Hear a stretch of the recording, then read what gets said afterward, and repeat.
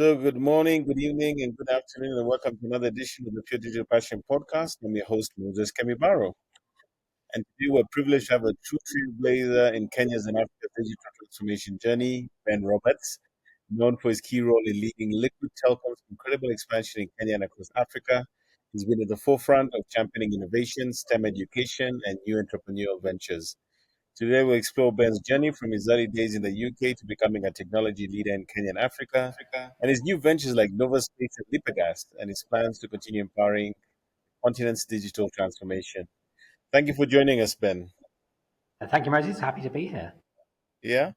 So, Ben, I'd like to get started maybe with your origin story. I mean, you're somebody who's known to us. I think I've known you maybe for the better part of 10 years in the market in Kenya, internet space in particular. But let's go back to early days, back to the UK. What sparked your interest in technology and innovation? Maybe give us some backdrop to that in terms of how that all came about. Yeah, I mean, look, I, I came from I was lucky enough to have been in a generation in the UK where we were able to, get to have computers at home, right? So the first generation really where we could get a home computer, start working on things like this. So when I was about 14, I had a computer to play with. And they didn't come with any, you didn't turn them on and get, fancy screens and graphical user interfaces. You'd get a colon and you'd start typing code in those days. But, I actually, I've told the story a few times in Kenya, but I bought my first computer from delivering newspapers. So I was kind of, when you had this, you had my good friend Brian, you were talking, he was talking about how he hustled to get his first computer. And Correct. I'm familiar, we're about the same age as well. But,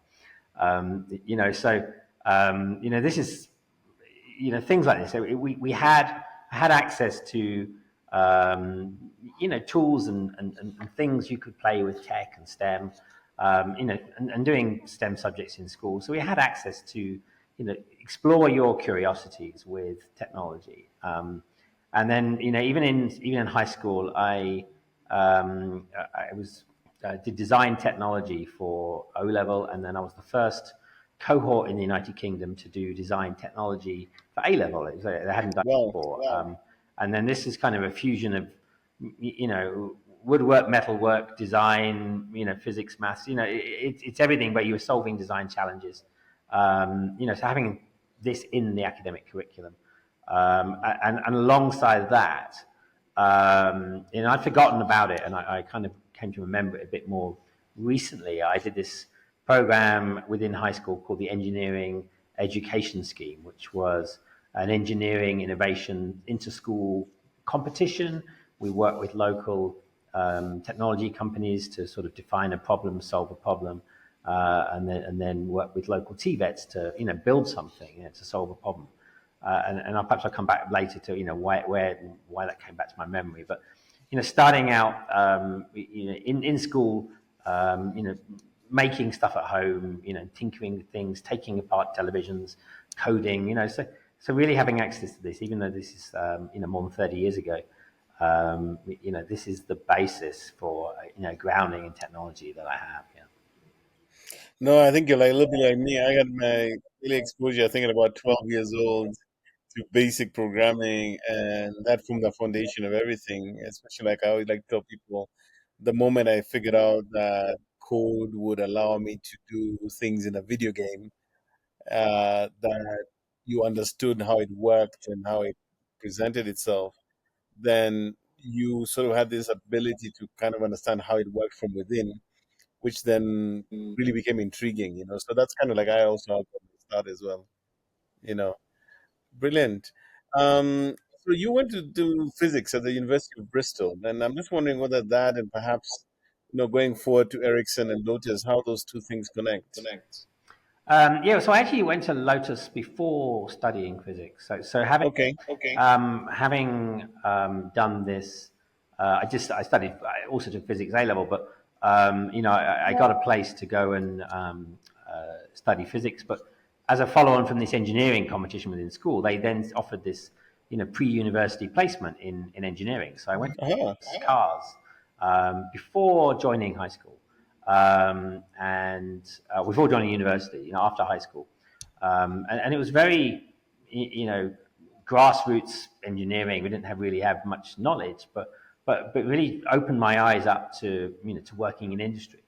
And then I was then offered by my supervisor, a place to study engineering at university. And then I said, no, no, let me stick with the physics. Then, studied physics and then became an engineer. So it's, all very strange. But I think that the difference, what I appreciate from having studied with physics and having worked in tech, particularly in comms, with a very fast-paced, evolving technologies. Particularly in Africa, we've been working satellite and fiber and everything else. But with physics, you kind of get the basic understanding and grounding of the principles that everything is works on, right? So much as I spent a lot of time working on radio frequencies and satellites, when it came to studying with fiber, you understand the basics because you've studied optics and photons and lasers. Whereas if you'd studied engineering 30 years ago, you would have studied a bunch of very specific things around what was engineering 30 years ago. So it wouldn't necessarily be quite so adaptive. So I tend to like physicists and hiring them because I know that if you studied it well and the maths behind it, you know that something will carry you through. And then having studied physics, then I said I got a job that happened to be engineering. Before I went to Ericsson, I worked in components, making electronic components. Wow. It was a company in UK making DC-DC converters, and I thought it'd be really exciting, right? And that I'd get this job. I got this job as a development engineer, and I thought I'd be thinking of new ideas and new innovations. But it turned out this company had invented this product like 15 years when it started and started making them. Then it had started manufacturing them at volume in the UK, and they found the volume was too high, so it had gone to China for volume manufacturing. And then the Chinese companies that they'd asked to manufacture then started copying the products and came in manufacturing competing. So my job was to get the Chinese competitors' products and melt them down and see how we can make them better than the Chinese competitors. So copying the copies, largely, and really not inventing anything new, but just saying how do we make this thing better? How do we make use different components, make the board smaller, increase the power, increase the resilience, and find better ways to manufacture the components. So this is why I talk a lot about the difference between revolutionary innovation and evolutionary innovation. It's very much this job was in this space. Yeah. But then got more into the software side of things, programming, a lot more programming in C, developing automatic test equipment. That then took me to Ericsson, which is really then early days of communications. Before 1G, we were doing radio paging networks. So we were sending very small character messages to radio pagers. People have forgotten about pagers until recently, and then a lot of people are asking me about how pagers can work. I know a lot about it, but we were using satellite communications to distribute to pagers. Okay. Satellites really, this is also making me laugh about the current debates around Starlink and direct to device and how you can get coverage anywhere. Because pagers, we'd use a satellite to get to base stations and cover the whole of a country, 100% coverage. So any emergency service worker could be paged anywhere, So, but very quickly, and then I saw how quickly technology can die. Because the minute we had 1G networks, but the minute people started sending SMS and were sending messages from their mobile phones, we've been working on two-way paging. We've been working on how to get pagers to send messages back. And then we just cancelled all of that. And the company basically, within 2 years, stopped doing paging completely because the bottom fell out of that technology so fast. There was no need for pagers anymore. There was no more R&D. There was no more investment into paging networks. So literally disruption right there. Yeah, it's that's the fastest obsolescence of a technology I've seen. We're seeing a lot of things in Africa. We recycle technologies, but paging just went, just dropped off a cliff. You didn't even have a chance to come here, really. We did pivot into doing satellite comms, so that's kind of did bring me into doing some of the things I did in Africa, So, and being useful. Yeah. so let me get this straight. So you're at Ericsson, you're still in the UK at this point. You've not yet come to Africa. And I'm really kind of interested to hear how you ended up here and how that journey began that brought you here. Yeah. So look, another. I guess then from drifting like Forrest Gump between technologies, I then moved from Ericsson into, which had been more satellite paging, but I moved into this technology called voice over IP. Yeah. The original days of trunking voice over internet. I'd been doing some of these things in Ericsson over satellite as well, so integrating internet protocols over satellite. I moved into this company doing this, and was supporting a bunch of companies all over the world. Some of them were in Africa.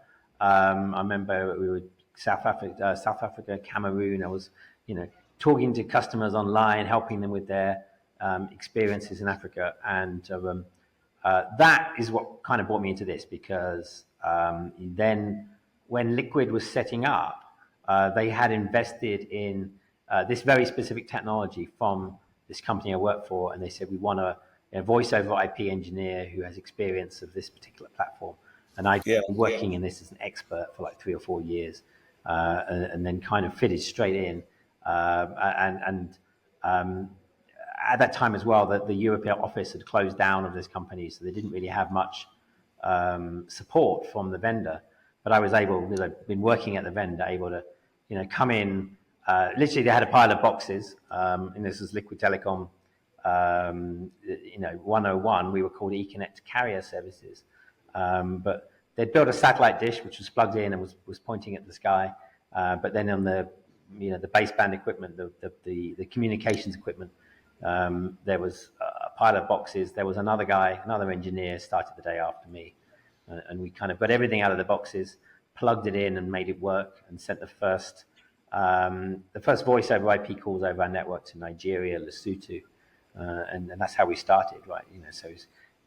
In those days, voice was quite profitable if you were doing international voice. Before WhatsApp and Skype came and disrupted that market. So we just plugged it in and you start printing money, right? Because you're sending voice traffic to Africa. There was a very high demand. And that technology, that voice over IP, was very efficient. We were able to do this, use a satellite bandwidth very efficiently and do it cheaper than other competitors that had been around in the market for a long time. So that's kind of what brought me into doing stuff in Africa. It was Lesotho, Nigeria, Zimbabwe were the first countries that we interconnected, and working out of London, a big satellite dish in Hertfordshire, and then that's how Liquid started. That's how I started working in Africa. Yeah, but it was the experience that helped. Working in a company where we've been supporting customers in Africa helped because when you're in satellite links, you're dealing with someone on the other side. You're on the phone or you're on a messenger program or something. You're chatting about how you're troubleshooting together. So that's kind of how it started. Yeah, and then it just grew a bit.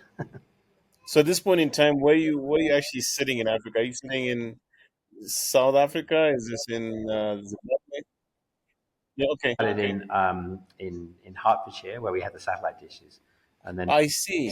yeah, so we moved our offices to London at some point then, but we left the technical operations were in Hertfordshire where we had these, in a green field somewhere where there were satellite dishes, and then we moved some of our stuff into London in the data centers in London. So Uh-huh. we moved the office a bit closer to where that was, and doing. I started to travel. Like we had to go and train some of the engineers in Africa. I remember going to Lesotho in like 2003, I think, to go and that was my first business trip to Africa, to go and train engineers in Lesotho about how to support the other end of this platform. Nigeria, I had a lot. Started to travel in Nigeria and other places. Doing project work. So I would go somewhere. for a week or 2 weeks to do a project, work with engineers, training, handover. Um, so it's kind of like that until about 2006. They got more intense. Then it became like you're on a plane, you're in Africa 2 weeks out of four. It became quite a lot. Mm. Being to Kenya, it made a lot of better life. That was in 2013, but it made a better balance, right? Because you were no longer spending quite so much time on the aeroplane because you're actually based in the continent rather than jumping around doing long haul flights all the time. What year was this? 2013, I came here. Yeah, so we looked at around about early 2013. We started looking at late 2012, I think.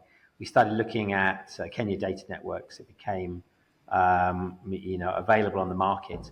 The assets of Altec East Africa were on the market. Altec were a South African company, and they'd invested in Kenya Data Networks and a few other companies, Rwanda, Uganda. So we started looking at that. It was very similar to what Liquid had done. Liquid by now had started building fiber. We'd invested in fiber communications, building fiber into Zimbabwe. KDN had done something very similar. So they had built, that extended from the landing stations in Mombasa, that extended to Nairobi.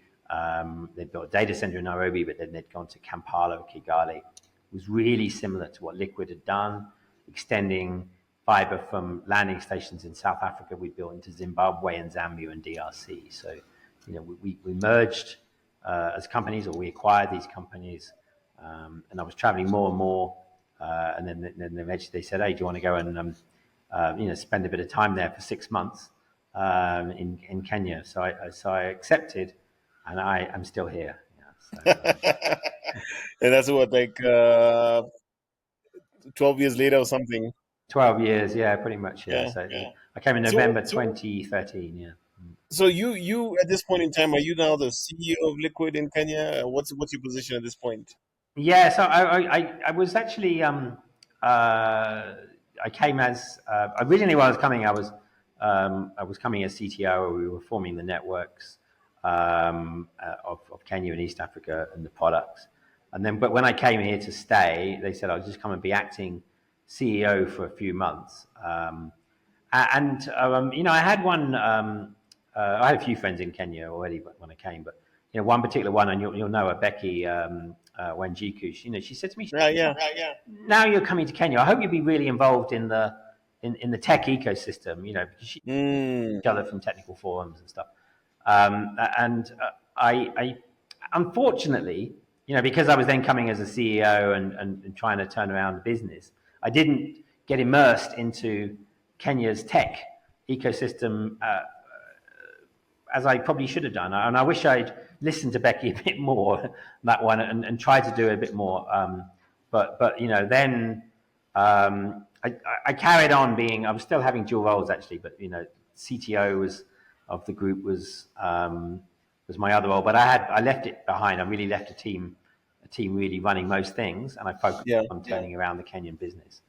But then after 2017, 2020 years, after then my job was done really. We'd done the reform, the turning around of the business, establishing Kenya as a hub in the region. I then went back to just being full-time technology as CTO. But then is when I remembered Becky's advice and said, let me see if I can start getting more into what's happening in tech scene at home, right? So immersing really into what's going on in the innovation technology scene in the country as well. No, I think you become kind of like a fixture, or you become very synonymous with, I think, the education space and technology, the general conversations around technology, internet, and so forth. I think in this region, you don't have those conversations not been there. That's my sense. You seem to have like a really intimate understanding of what's happening on the ground. I know I've been with you. I think previously, was it last year or the year before, with the EdTech TV show, and when I was hosting that, you're one of our guests. And I just want to get a sense of that, because I know you have an interest in STEM, but how did that happen? So I started to think about the I started to think about, we're here to solve problems. If you're here innovating and you're in tech, you're here to solve problems. I started thinking about the hard problems, right? We've solved a lot of problems while we're at Liquid. We solved a transition to satellite to fiber. We solved a whole bunch of things, how to bring in data centers, invest in data centers, and traversing different technology paths. We didn't get everything right, and we didn't really. We jumped into the money side. We jumped into payment terminals at the time when mobile money was obviously, the much faster moving technology. But I started to think about what haven't we done, right? So if you go to a country where there's fiber connectivity, there's countries that Liquid has invested in, you'll find that um, there are every business, every large building is connected. All the banks, all the branches are all connected. But somehow schools have been left behind. Every university is connected to campuses by Kenet in Kenya. There's no place where you don't have high-speed connectivity, except schools haven't been connected. And so I started to wonder why, right? And then I actually started this curiosity in 2014, and I started to find out where is all the data on where the schools are? And nobody knew. I went for lunch with Ambassador, or he wasn't Ambassador at the time, but Ambassador, Professor Ndemo. And I said, Prof, where is where can I find out where the schools are?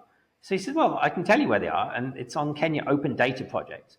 And here, that's where you can get the data. So I got the data where the schools are in Kenya, a data set of about 30,000 schools, and did some analysis to work out, where they were in relation to the fiber networks. Discovered that in 2014 that 5,000 schools were within 1 kilometer of a Liquid Telecom fiber.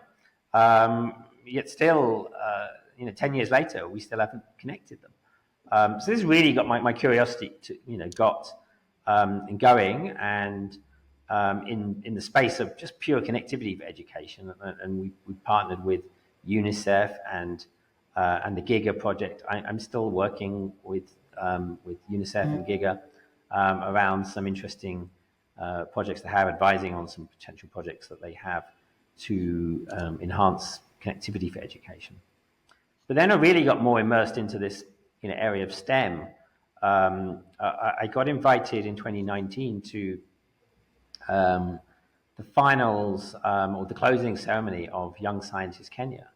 And I went in and I saw what some of the projects, innovative projects that are being done by high school students in Kenya, and saw what's going on, saw how Young Scientist Kenya has really been, they were 3 years old then, but it's starting to really, influence the way that people don't just learn books of STEM, but apply STEM. And we had I remember a very rousing speech from a guy who was deputy president of Kenya at the time. He's now the president of Kenya, and he was there at the closing ceremony. And he was saying about, that Kenya, only 25% of university graduates are taking STEM subjects. Whereas global average is like 50% or something. So, this is perhaps an indicator of, what we need to be doing to grow, a tech economy, right? And then I remembered back, and then I saw some of these projects from high school. I remembered back to this thing I did in school, and I said this engineering education scheme. And this is what I'd done, is I'd forgotten all about it. But actually, not just doing your book work, but actually applying, finding a problem, building something and writing designs and coding and stuff. So I kind of got involved in that. Now I'm the board chair of Young Scientist Kenya. I'm very passionate about this, in education, how we can transform education. But it does start from connectivity, right? It starts from that infrastructure for connectivity. You can't really expect to digitize education if you're not connected. And now that means people being left behind and people not having access to technologies that you need in the 21st century. I had access to a computer when I was 14, 30 years ago. and we have kids in school who don't have access to computers at all at home or at school. And how do we expect them to, um, get digital jobs in the digital age, right? If you don't have that access. Also interesting, maybe to hear from you. During your time as CTO at Liquid, where you are no longer based. But what was that like? Because that was a pretty long period of time. What was happening on the ground? What is the proliferation of the networks like? What are the challenges? What are the things that you saw during that tenure? Yeah, so the challenges have been some big technology challenges and opportunities have been big technology shifts, mega shifts in technology in communications and the way we communicate, and other things coming on top of the way we communicate, such as mobile money. So the big mega trends have been, we've had this shift from satellite to fiber, and now we're going back to satellite. Um, and then even in computing, it was mainframes to edge to cloud. So we're seeing shifting technology as to where the compute power is, right? If it's in your hand or your desk, or if it's in the cloud. We're seeing also voice shifting to data. So even data being a transporter of voice, but now people are using WhatsApp for voice. They're using a lot of messaging. So that one, and then of course the huge emergence of mobile money. So these are the mega technology shifts, and then um, a kind of Africa from a connectivity point of view, skipping a generation in terms of fixed line networks. Never places never having copper networks, going straight to fiber networks, and the challenges around that, the investment challenges around that, and all the other unique African challenges that we have, such as elephants trampling fiber and other things that we have. My favorite one, we talk a lot about the elephants, but my favorite one was there was an area in, I won't name the country, it's a country 2 hour west, um, Okay. Kenya, and a country to the west of us, where the locals kept disturbing the fiber. They kept digging it up and causing problems. And at some point, a solution was devised where a witch doctor was hired to curse the fiber, so the locals would leave it alone. Um, this stuff is real. Yeah? Whatever it takes, get that fiber out there.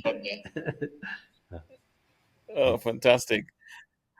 I'm also curious just to maybe talk a little bit about where we are today. And I think you left, so have not been in Liquid now for a few months. I'd like to know a little bit more about that and also what you're currently doing.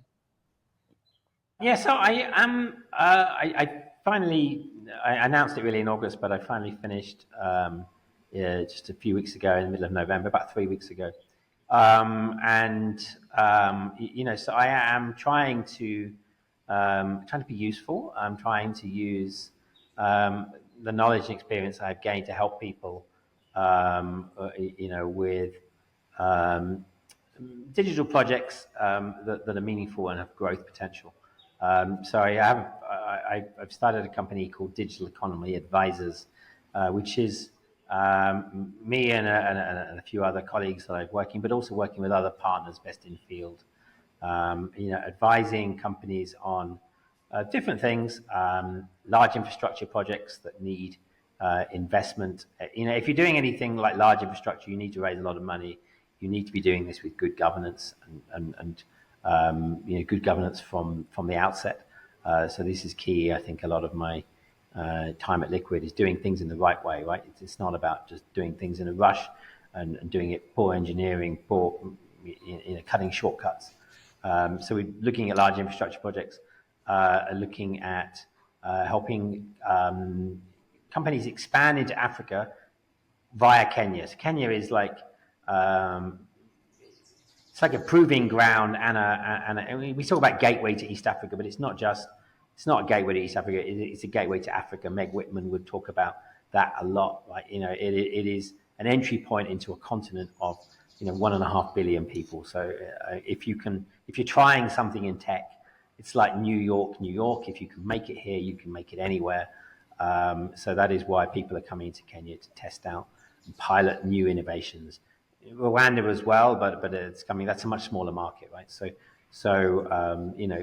helping companies who are starting in Kenya expanding into Africa with the right partnerships, the right experience of what not to do, what to do. Again, I'm working with, been working with some sort of digital government projects, advising on these digital infrastructure, digital public infrastructure projects. This is kind of what I want to be doing. I have some startups in Kenya, so I'll be focusing on certain segments, but I'm very interested in manufacturing, electronics manufacturing. You might see me talking about this a lot. Last week we had a session at Silicon Exchange, which was an event here. American investors came, but I see potential. I see huge potential, and this is a niche area. Not many people in Kenya have done electronics manufacturing. I'm one of the very few, having been making components in my early career, who's done this, right? So helping that. I have two startups as well, which I have announced, which is Lipagas, which is an innovative pay-as-you-go gas startup, looking at transition of clean cooking from people cooking with firewood, cooking to LPG gas, helping with the financing around that using technology. So fintech, building on the mobile money platforms and IoT platforms that I get so excited about. And Nova Space is in the education area. We are doing virtual reality training for technical training Well, within TVETs. I have an amazing team who have built super high quality content in like fully interactive 3D models, all in Kenya. And team, it's software designers, 3D modelers. So we're building this stuff locally. So we're looking to expand that, and not just not even just for Kenyan markets. If we can create content like this, 3D models, we can market this content anywhere in the world. So quite excited about those two. But there are other things I'm working on in the customers and clients that I'm working on, that I haven't talked about so much. But that's kind of what I want to do, right? It's saying, how do you use that experience in tech to enable, build teams, build companies, to do exciting stuff with technology, and hopefully make some money. hopefully. I mean, it really looks like there's a lot going on. I mean, one would think maybe you're slowing down, but it seems like you're accelerating towards more things. That's the sense I'm getting. Yeah, the reports of my farming were seriously exaggerated, I, and I didn't do as much farming as I intended to do.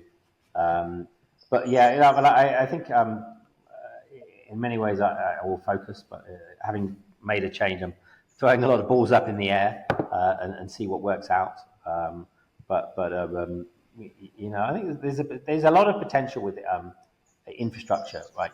So even something as simple as this, like, Kenya, even there's an initiative from the government to build 100,000 kilometers of fiber. In Nigeria, there's another initiative from the government to build 90,000 kilometers of fiber. There's a lot of interest in investing in data centers across the continent, and there are, even in subsea cables. Kenya's got 7 subsea cables, but there are countries in West Africa that only have one subsea cable connected. And when that goes down, they could be offline for weeks.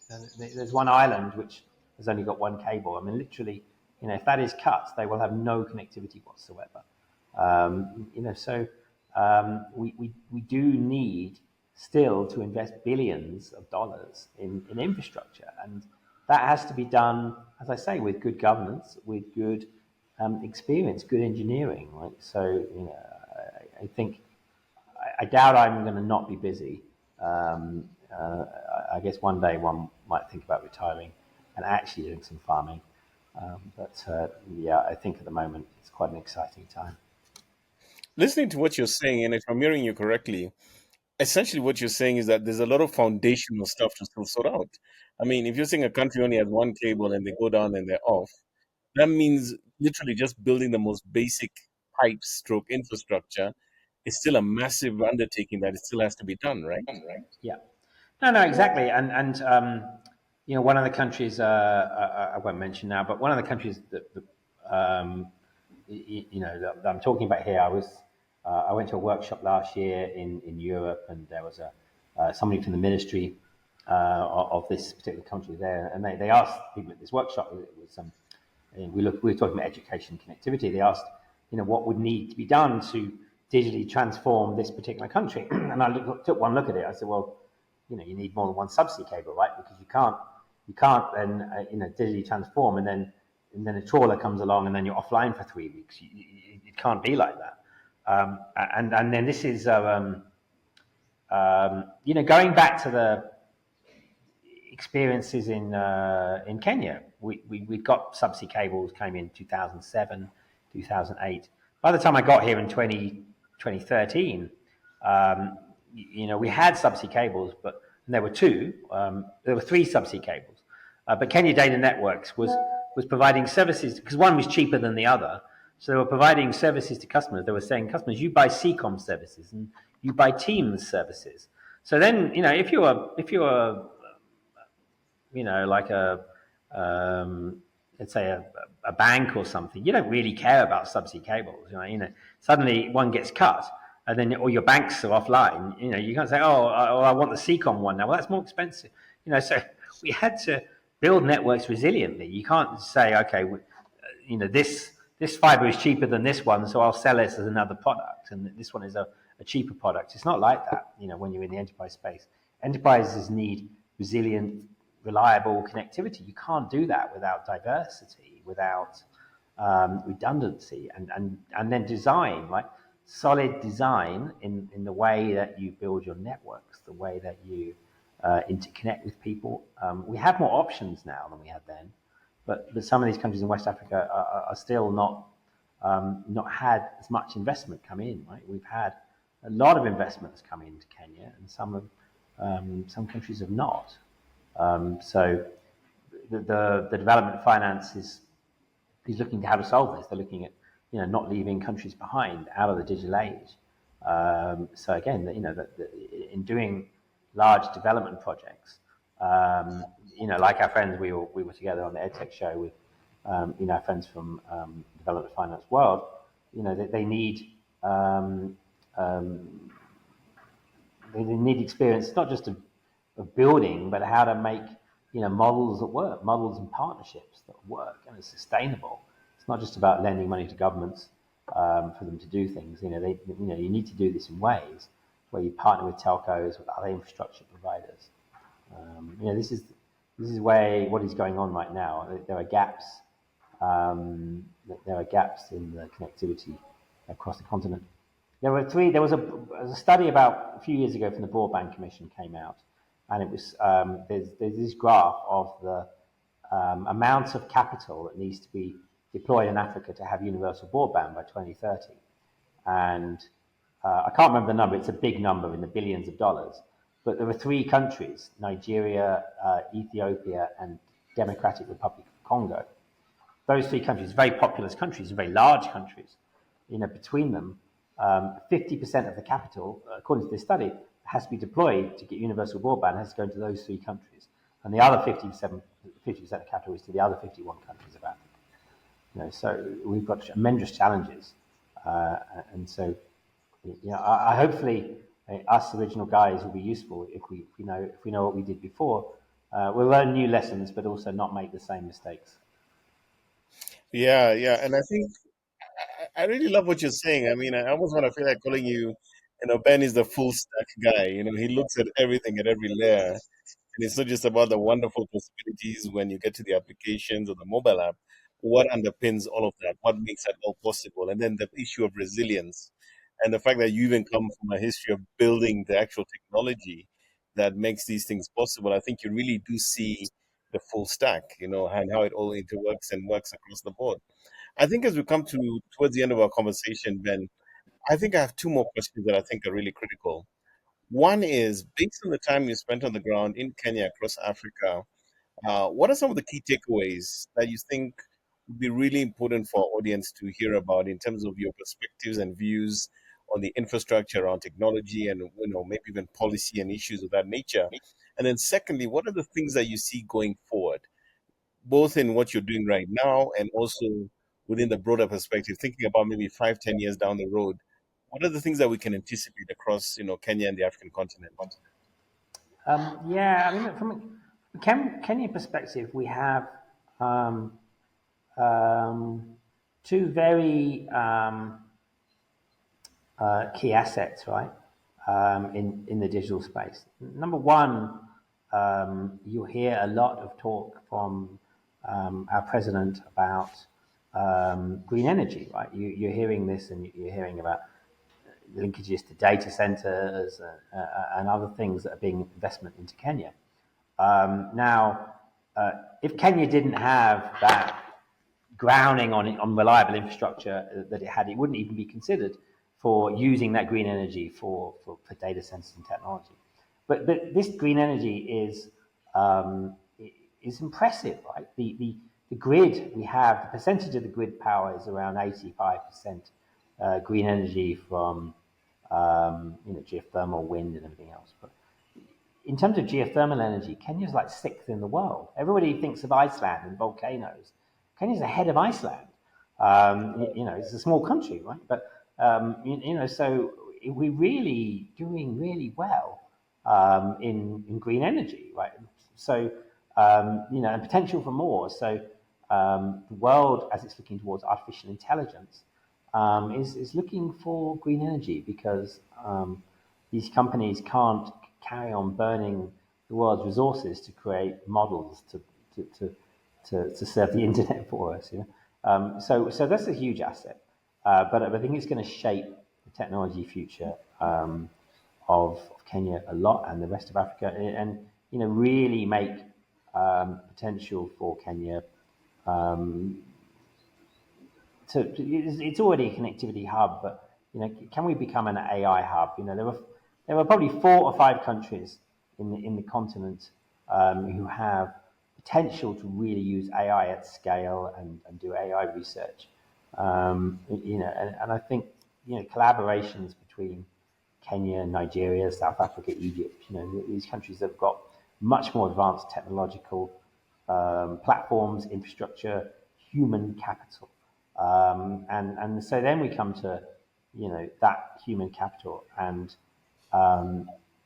we have, coming out of school, coming out of high school education, or coming out of education generally into the workplace every year, we have 1 million people coming into the adulthood. I mean, this is staggering. Now it's a somehow it's a threat to some of the things we have, and these people the young people are going to get very frustrated, and we've seen their frustrations in the summer. But in a world that is going to be influenced by tech, we better be able to give them access to tech. Otherwise, they're going to be more frustrated, right? So there really is potential to create jobs and other things. That it's not the only challenge. I understand we've got a lot of other difficulties to solve, even food security and other things. Yeah? But let me stick to. I'm not yet a farmer. Let me stick to my lane and work on tech. You see where Kenya has at least got to with the tech industry, and what connectivity and ubiquitous mobile money have enabled, and you see now that our friends in the East African community, are trying to follow the same models, and so I think it's a huge potential, and we shouldn't look, Kenya seem to get jealous if they hear something good happens in Tanzania, and then they get really annoyed about it. And the president the other day was complimenting Tanzania, and then everyone was saying, "Oh, why is he doing that?" But really, it takes a village to raise a child, they say, don't they? But you've got to look at it on a regional basis. Mm. These countries in East Africa, they weren't even separate countries until some other people came and drew borders with straight lines. So I think you have to look at it as what is this? Where is tech going in this region? Look at it at a continental level. Look at it at a regional level. I like to think of everything like that way, and not think about um, if we're building infrastructure for cloud in Kenya, we're building it for all of East Africa. This is the philosophy, right? So we kind of let us bring our friends from the south, the east, the west, the north. Let us bring them along in our journey of digitization, and see how everybody can work together. Brilliant. Maybe as we come to wrap up, maybe my last question to you would be somewhat your parting shot. And I think I'd like this to maybe focus on those thinking about careers in technology, especially the youth, younger people. I know you have a passion for education and young people. And maybe anything else that you think would be of value to our audience in terms of thinking about the bigger picture around technology and digital infrastructure, the internet, and so forth within the Kenyan and African context. Yeah, I mean, you know, two young people that are looking at getting into tech. I would. Uh, there's lots of exciting careers to do, and um, what is going to matter is those you have to do your obviously you pass your exams and do your books. We might have some areas of that study that may not seem relevant, and possibly it's not. But I tend to be hiring people who've done things in extracurricular activities, who've done projects, campus code clubs, whatever. It's huge, tremendous opportunities, and so getting online and using those things. Is really key. And if you don't have the tools, if you don't have the computers or the connectivity or access to places to make things and whatever, demand it.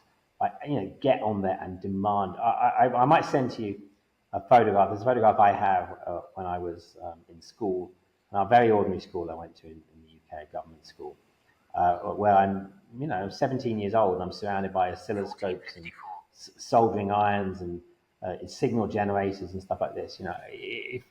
Not everybody who's in the education process can have access to such tools as well as the computer I had. But if you don't and you want to do something in tech, bang down somebody's door and demand it. Come and say, right, I want internship, I want this, I want to use a lab, I want to, because it's not going to be given to you, right? It's going to be people who want to get into tech. You're going to have to come and knock on someone's door and demand. And I'm not. I saw your last question, but I am. I'm not going to give out my phone number on this. How you can contact me, but I do. I do have some young people who are mentoring with what they're doing in their tech hustles as I'm investing in. I'm quite accessible within tech circles. There are ways to find me, and I'm really excited to support people who can get off and do something. Right?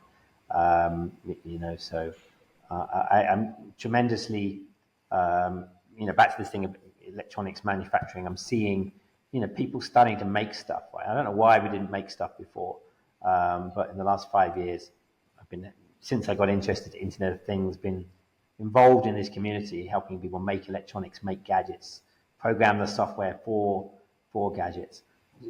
That we have you combine that with the green energy, right? You combine that with this. We have this electricity, this green energy. We've got natural resources, human resources. There's other minerals in the ground. It's harder to make products from some of the minerals we have, but the technology now with with AI and the internet, we have access to the designs, to the technology. So let's use it, right? Let's take the opportunity we have, use the resources that are available. So it's exciting times, Moses. It's a great time to be in tech. I think you must see it as a tech watcher. There's a lot of things going on. Yeah. No, it's never been more exciting. And I always tell people, like, sometimes it feels, I mean, I've been doing this stuff for 25 plus years now, and it feels like we're still getting started. We're just scratching the surface. Like you said, I mean, if internet connectivity is the foundation of digital transformation, basic infrastructure to get connected to anything is where you start, and Africa has a dearth of that problem, then we have a long way to go. It's going to be at least another 25 years before we can say that we've arrived. And then combine this with the climate issues and green energy, and you just feel that Africa, and in particular probably Kenya, is well poised to really play a major role globally in some of these spaces. Um, But even that green energy, we import so much oil to drive cars. If you use that green energy, for EVs now, it's total economic transformation of, you're now doing transport from your own resources and not from somebody else's resources you're importing.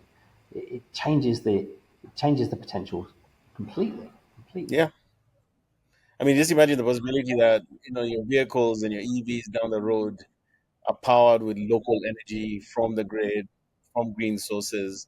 I mean, that is a radical idea. Yeah. Yeah, So, Ben, thank you so much for your time. I know you're a busy guy, and I'm so delighted you gave us this opportunity to give us this chance to talk to us. I know there's so much more to unpack about who you are and what you've done and what you're planning to do. But all I can say is that we're cheering you on. You very much become part of the fabric of the technology ecosystem in Kenya and Africa, and we can't wait to see what else you will be doing, with all the new things you're getting into. thank you. Yeah, and it's I wouldn't be. I would say that that technology ecosystem in Kenya has been very welcoming. I wouldn't be part of it if people hadn't been so hospitable. So